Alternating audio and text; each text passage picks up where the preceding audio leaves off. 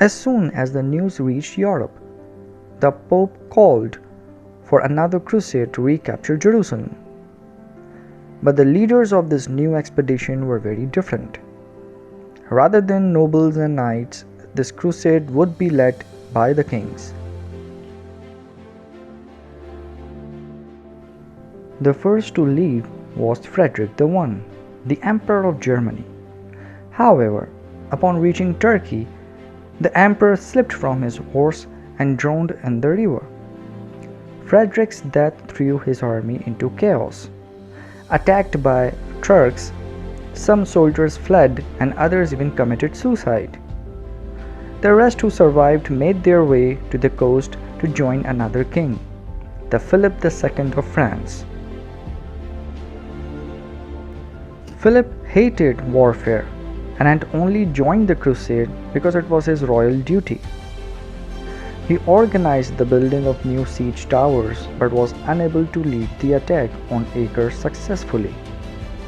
Then Richard I, the King of England, arrived, and that was when things started to get interesting.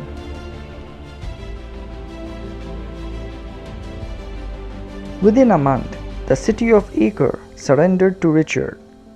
Now Richard decided to show Salah ad-Din what was he made of. He gathered 3,000 Muslim prisoners from Acre, men, women and children, and executed every one of them outside the city walls. Richard had sent his message to Salah ad-Din. He was coming for Jerusalem. By January 1192, Richard and his troops were within the site of Jerusalem. But the king had a new problem. He was informed that Philip II of France was plotting against him in Europe to capture his lands. Richard had to return home. Reluctantly, he asked Salah ad-Din for a truce.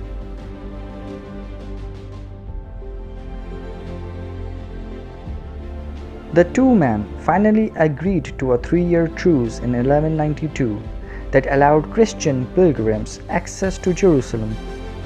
Richard left Palestine, never to return. Salah ad-Din died in 1193, leaving a reputation that lived on in European tales. Some sources believed that Richard's ship was wrecked off the coast of Italy when he was on the way home, and the German Emperor Henry VI imprisoned him. He was released in 1194 but died 5 years later from an arrow wound in France.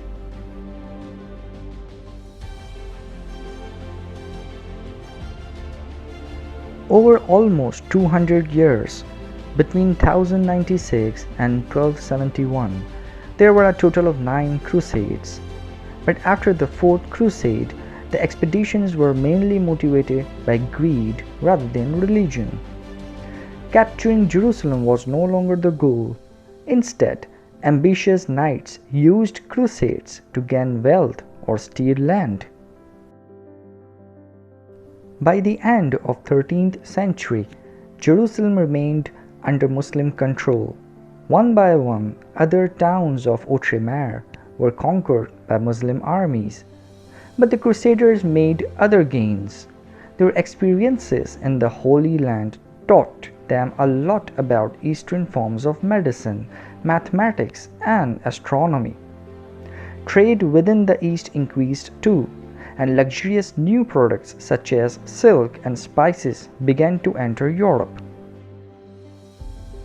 As demand for these items increased, European traders looked for other places around the world to find them.